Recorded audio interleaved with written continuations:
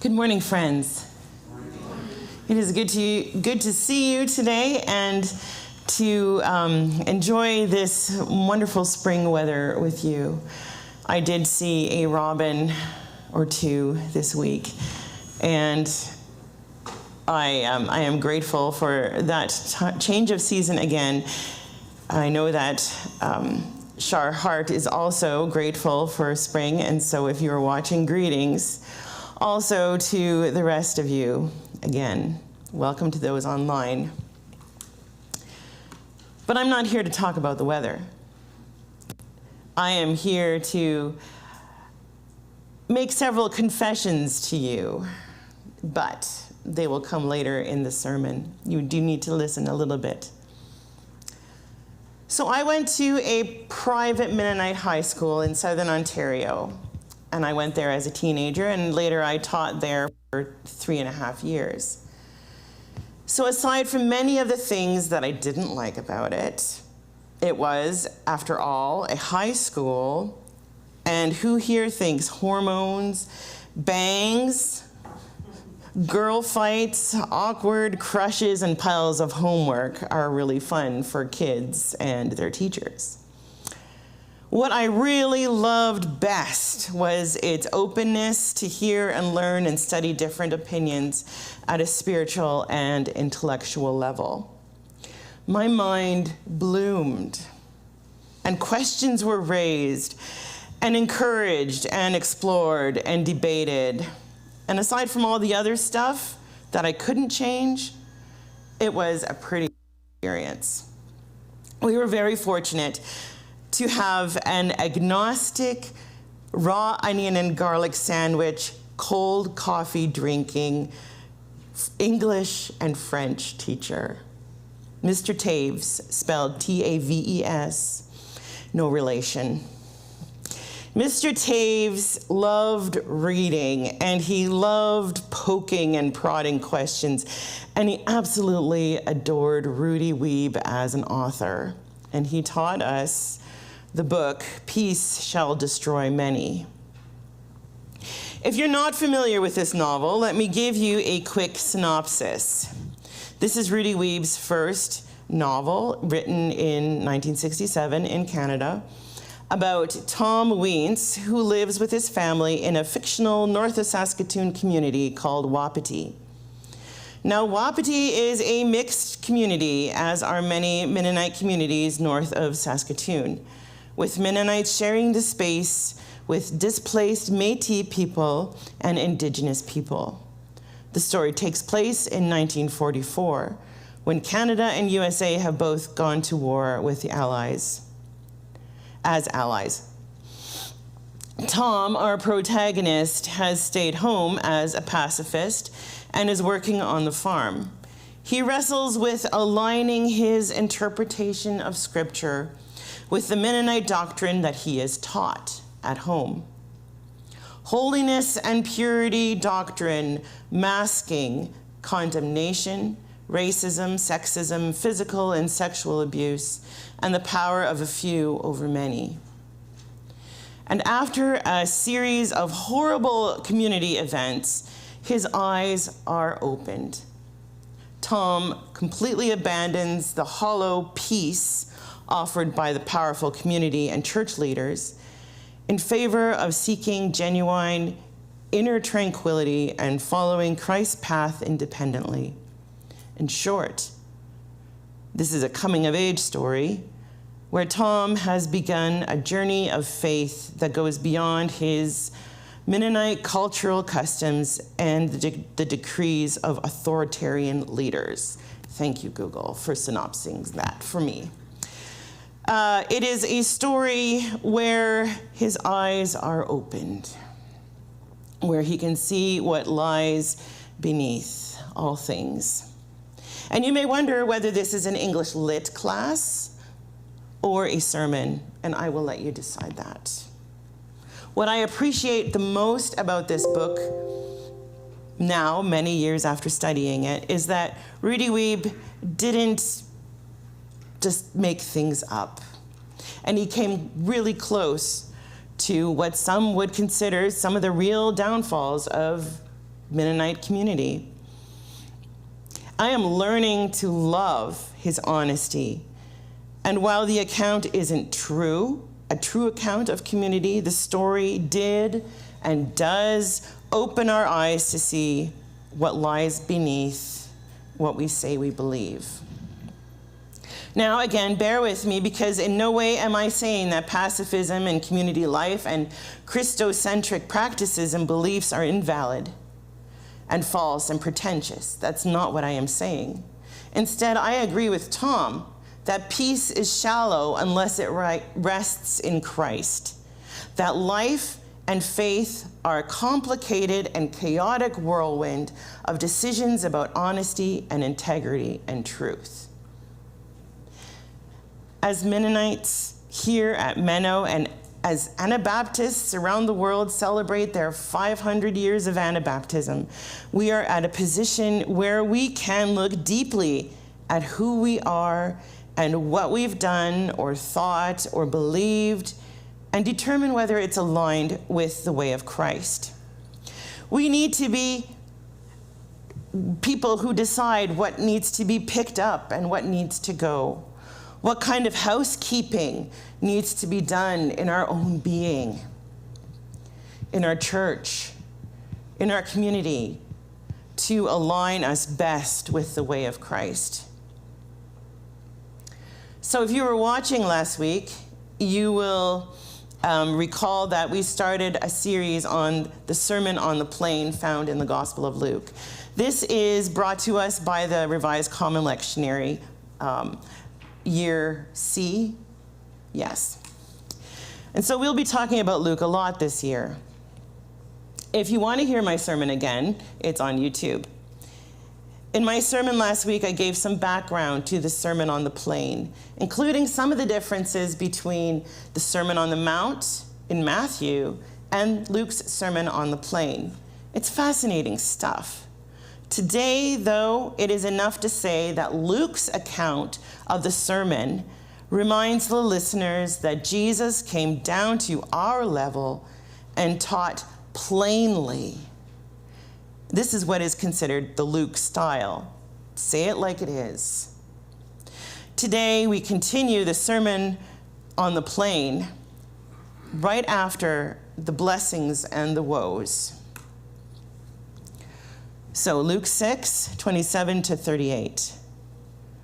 But I say to you that listen, love your enemies, do good to those who hate you, bless those who curse you, pray for those who mistreat you. If anyone strikes you on the cheek, offer the other also. And from anyone who takes away your coat, do not withhold even a shirt. Give to everyone who begs from you, and if anyone takes away your goods, do not ask for them again. Do to others as you would have them do to you. If you love those who love you, what credit is that to you? For even sinners love those who love them. If you do good to those who do good to you, what credit is that to you? For even sinners do the same.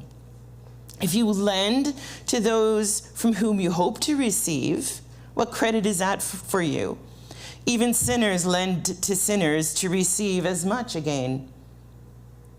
But love your enemies, do good, and lend, expecting nothing in return. Your reward will be great, and you will be the children of the Most High, for he is kind to the ungrateful and to the wicked. Be merciful just as your Father is merciful. Do not judge, and you will not be judged. Do not condemn, and you will not be condemned. Forgive, and you will be forgiven. Give, and it will be given to you. A good measure, pressed down, shaken together, running over, will be put into your lap. For the measure you give will be the measure that you get back.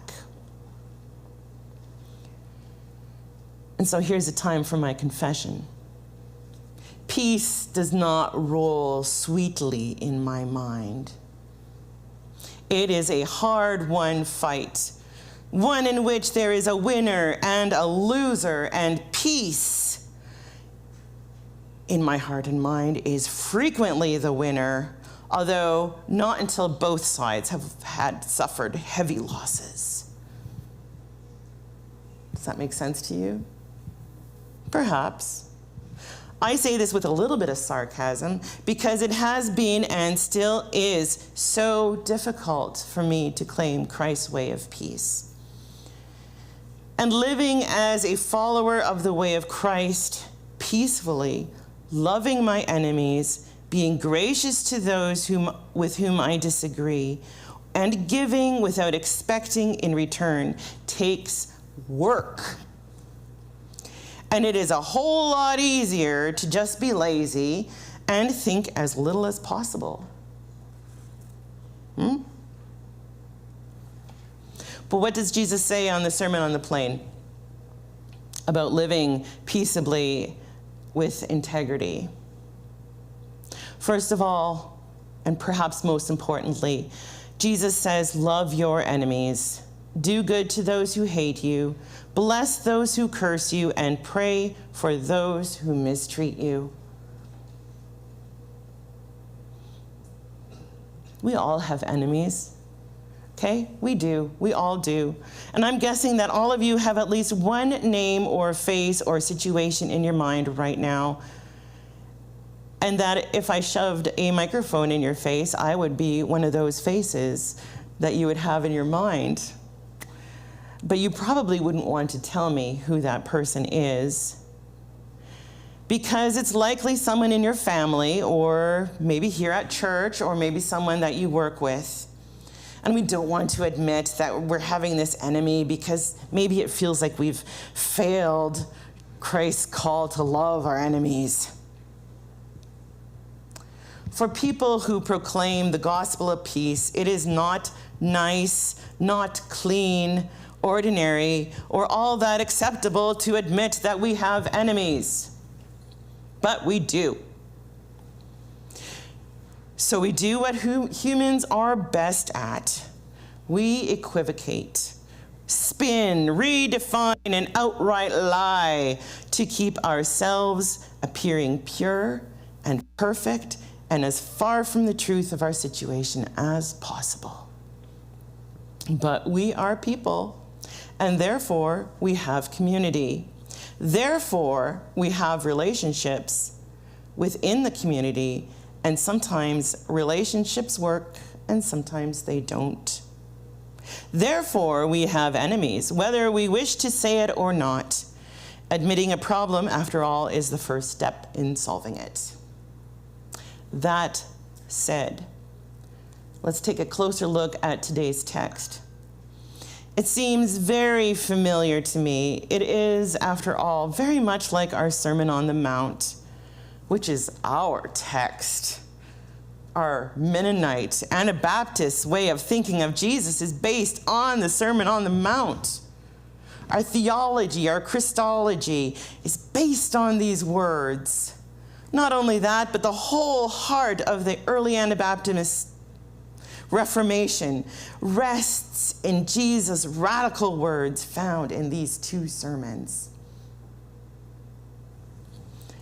Also, we have a collective memory and whole books about stories about people who gave their lives rather than recount the gospel, making a hero out of a man named Dirk Willems, who, having escaped his captors over an icy Dutch river, returned to rescue his pursuer who fell through the ice, only to be then put to death days later for his belief in loving his enemy.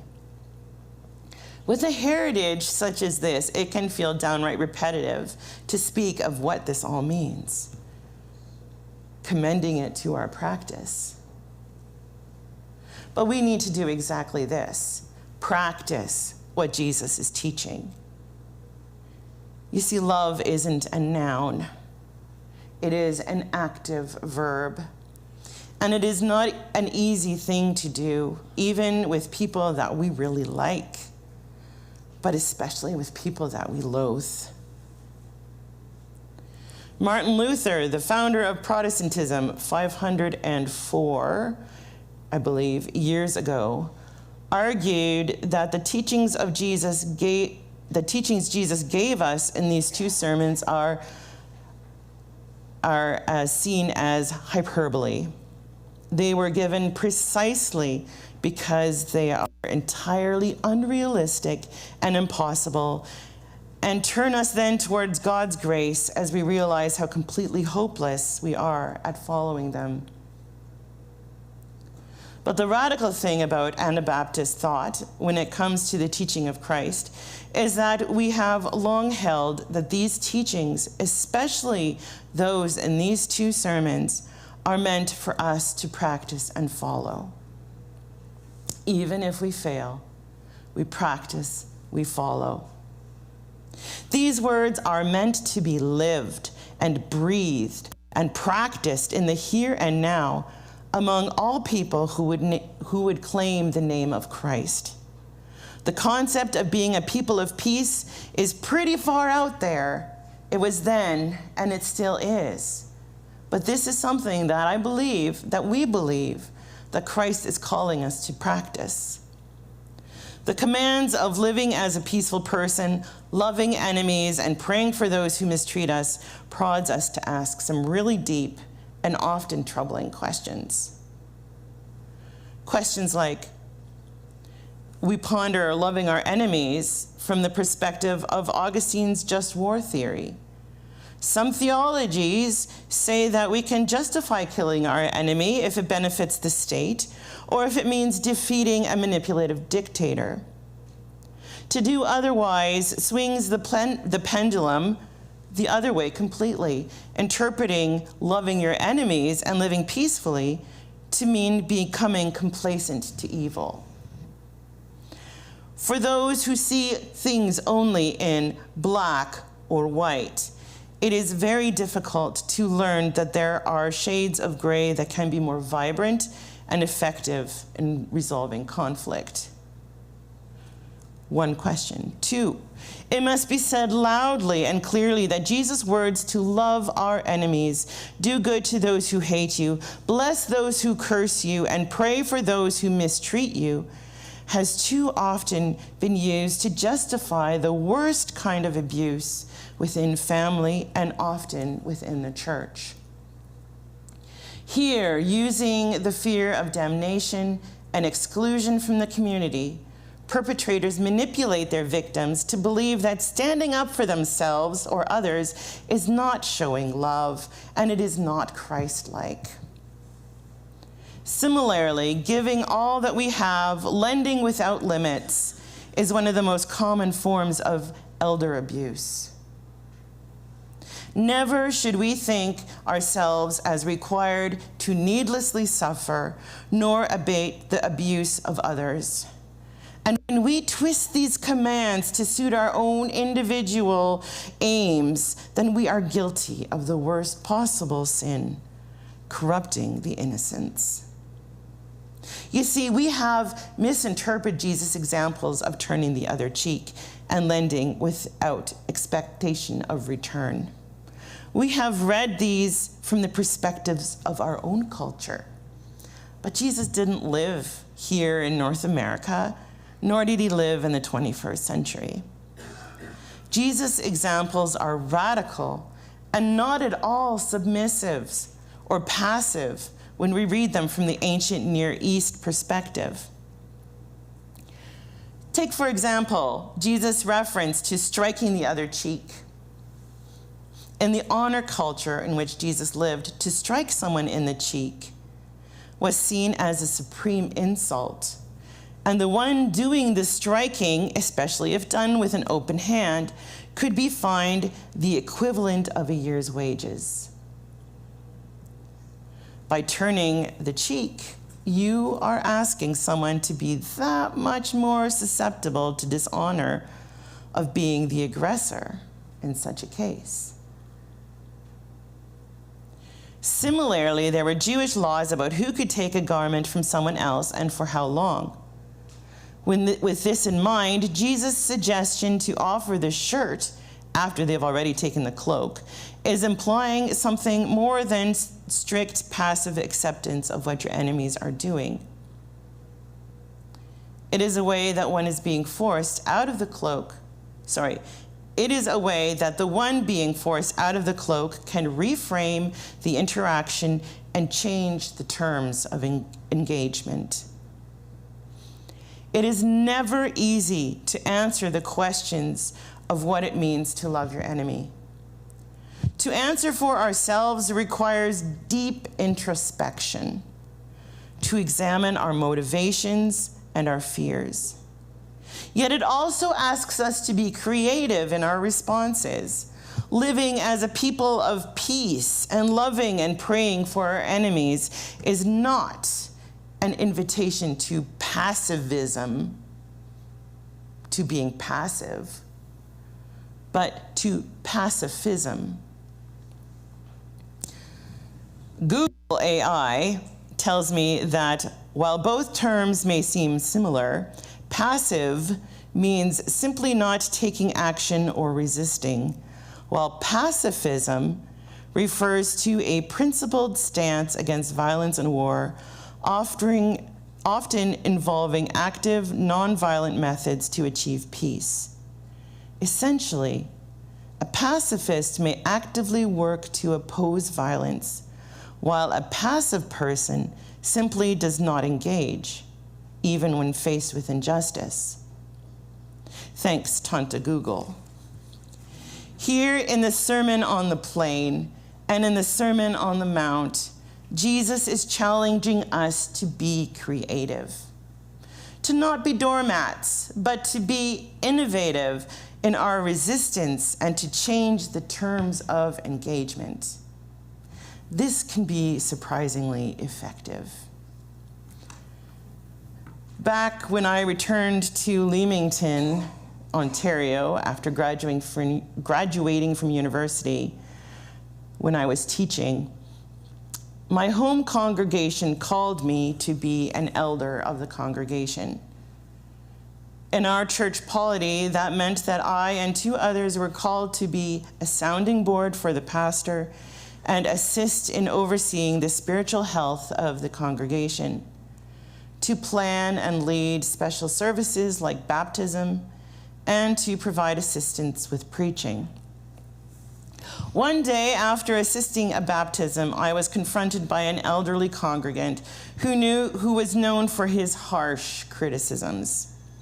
He proceeded to comment on my appearance and how my hair was frizzy, my linen shirt was wrinkly, and my shoes, which were sandals, were not becoming. And wasn't my whole attire quite a dishonor to God, and I ought to be ashamed of myself? Now, I don't know what his purpose was in shaming me for my appearance. Was he angry because I didn't meet his expectation of clothing? Was he intimidated and lashing out because he didn't know what to do with a young woman who confidently participated in active ministry? Was he upset that Ernie and Alice's daughter was stepping out of the box that he had put her in? I don't know. Probably all of the above. What do you do when someone confronts you with this kind of stuff? Do men get these kind of responses if their shirt is wrinkly? Some, perhaps. There are conflicting messages taught to women. Be yourself, but don't step out of line. Be confident in your gifts, but not too confident because you could intimidate someone. Be nice and smile when appropriate, but don't show any other emotion because then you will appear as weak. Wear appropriate clothing for the task that you will do, but it has to meet everyone's approval, else whatever you say will be discounted. What did I do? After a good cry and a long prayerful rant, because God likes to hear me rant, and a good deal of personal motivational encouragement, I decided to change the script. Changing the script unbalances things. It diffuses the situation and changes the equation of how we interact. But changing the script can also save us. Because to be truly involved in conflict asks us to make an enemy of the other. And that too has a cost. There's a science in this. To really do the enemy thing well, we have to dehumanize the enemy. We have to convince ourselves that they are beyond love and beyond God's love. It asks us to carry all that hatred and energy and violence within ourselves, and demands that we invest in the cycles of aggression and response. It can be quite costly spiritually, personally, and even financially. But isn't it true that when we hold a grudge, we hurt ourselves more than the person that we hold a grudge against? What happens when we release that and free ourselves to do what we are ultimately called to do with all of our being? To love God with all your heart and mind and soul, and love your neighbor as yourself. Well, what did I do? I went and I bought him flowers. At the time, I wanted retribution. I wanted to heap metaphorical burning coals on his head. And instead, when I watched him weeping, as I had just been, as he was holding the flowers, I knew that there were coals on everyone's heads. And these coals, like the burning coal placed on Isaiah's lips, was for purification. The story goes on. It includes a long conversation, an apology, a hug, and a report from his wife years later to my mom that this moment had changed his life. But that wasn't the point. It changed my life. Obviously, I'm still thinking about it 25 years later. And for me, it was the beginning of a real learning that love is an action word. That loving our enemies does not mean letting the words or actions of others diminish the bright and shining light that we are, that God has incarnated within us. It was the beginning of learning that the act of love and prayer for our enemies is transformative. It was the beginning of understanding that my love for God and God's love for everyone, including me, including my enemy, means that I cannot with integrity lie passive as I witness injustice in my daily life. Now, it is true that I am still learning tact, and maybe that will come by the time I'm 80. I don't know. It was the beginning of understanding that God has created us to be creative in our love, to work hard for things that make for peace in this world. And it was the beginning of understanding that God's mercy and compassion are also meant for me when I fail, or if I'm just too tired and I don't have the energy to act with grace. Practicing love will transform us. God's love transforms us. May we hold on to that hope today and in days to come. Amen. Let's sing together a song of response. Strong, Peaceful Man of Galilee, number 573 in your hymn book.